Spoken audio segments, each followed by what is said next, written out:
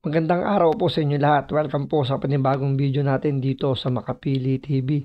Ngayon panoorin po natin itong video ni Senator Risa Hontiveros kung saan sinasabi niya na ang gulo-gulo raw ng dating administrasyon kumpara sa panahon natin ngayon.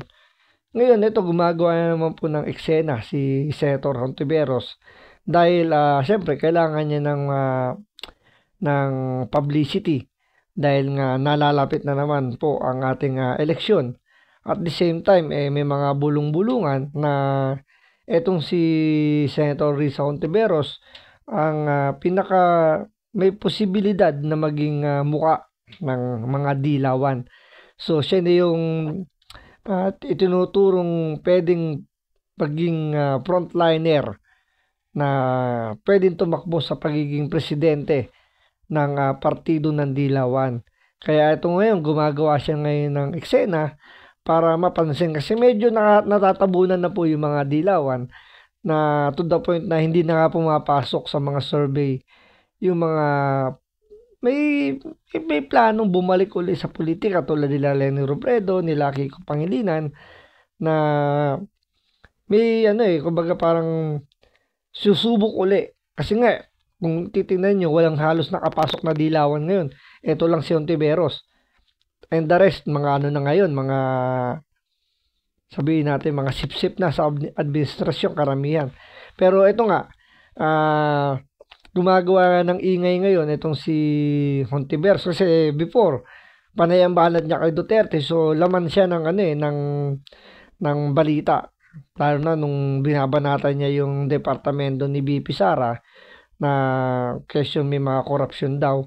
So ngayon, eto nga, bumabanat siya before din kay Pangulong Duterte since nangyayari ngayon, Duterte and Marcos na po yung nagiging topic.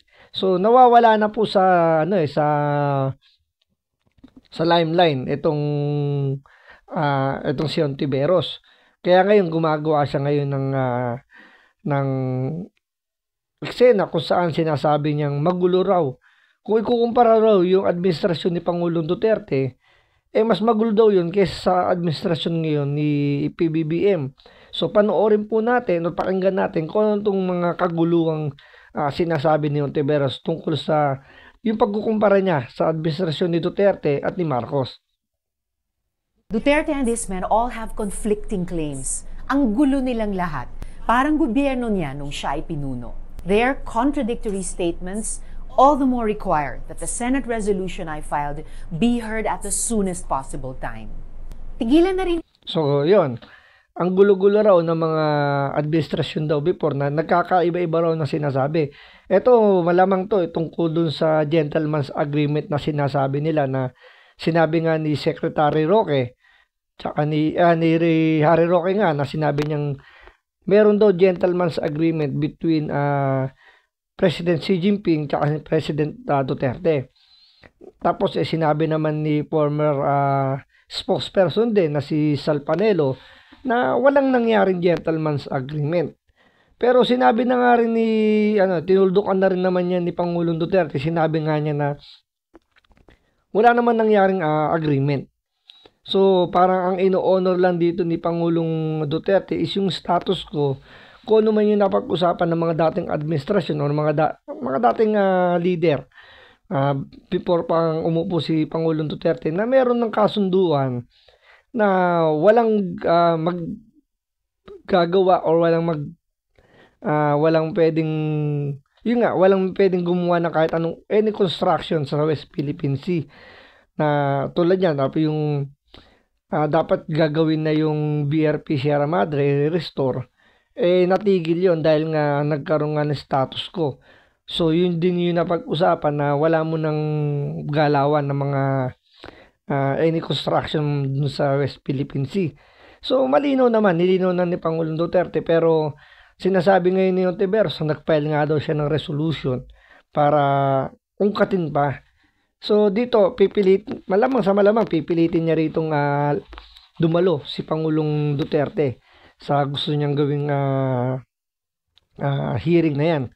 Pero kung sakasakali matuloy, maganda yan nang mapahiya sila kay Pangulong Duterte.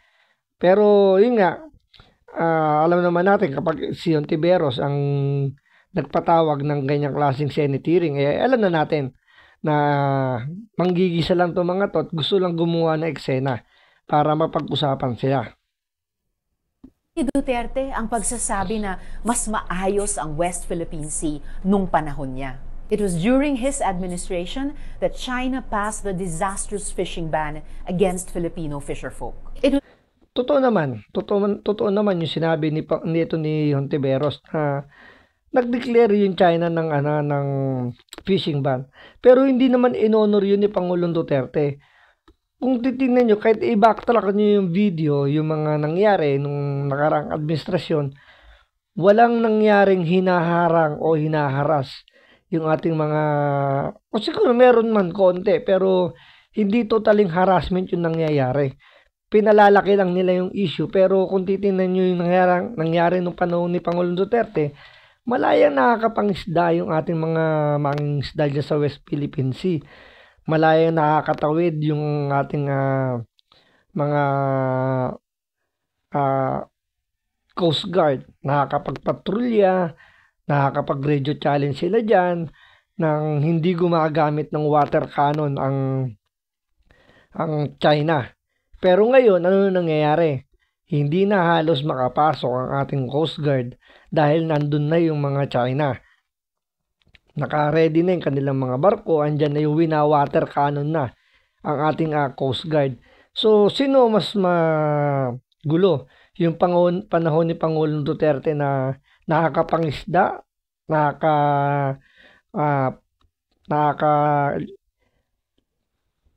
palaot ang ating Coast Guard na hindi wina-water cannon, o yung panahon ngayon na halos hindi na makapasok ang ating mga bangka doon sa West Philippine Sea dahil hinaharang na. Sino ba sa panahon ngayon yung may mas magulo? Di po ba? During his time, the Chinese Navy vessels with missiles chased and harassed Filipino journalists. It was his Chinese Navy daw na may kasamang missile. So, parang hindi naman nangyari na parang nanutok ng missile ang China. Parang masyadong pinapalaki ni Risa Hontiveros yung nangyari na kahit wala naman.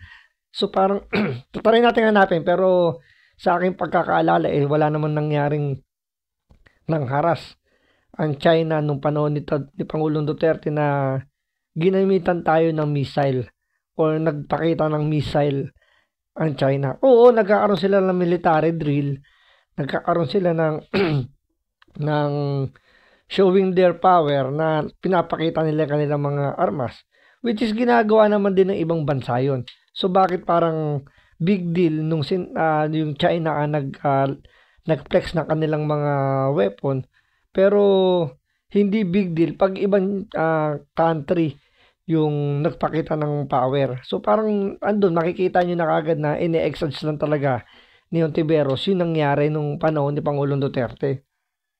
Presidency that made the Philippines look like a Chinese puppet in the eyes of the international community. Mas marami pang insidente ng pananakot at pagbabanta na hindi na isinapubliko noon. Pero tingnan nyo, mas marami raw yung mga pananakot at pagbabantang ginawa raw ng China na hindi naman daw isinapubliko. So, sabi nyo may media. So, kung may andun ang media, paano hindi na isupubliko yan? Tandaan po ninyo, ang media galit na galit din kay Pangulong Duterte.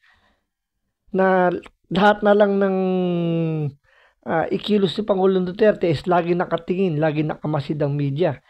Ultimong mabahing lang yung Pangulo natin, naka-report na kagad, nakabalita na kagad.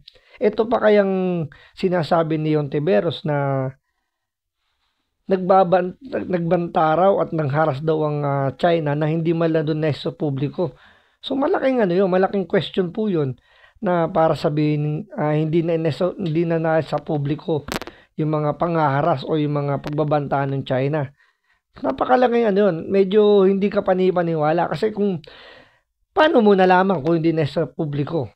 Bakit hindi mo ni-raise nung panahon na si Pangulong Duterte pa yung nakaupo bilang presidente, bakit ngayon walang ilalabas yan kung meron man, 'di ba? So dito makikita na parang gumagawa lang o tumatahi lang ng kwento itong si Senator Hontiveros.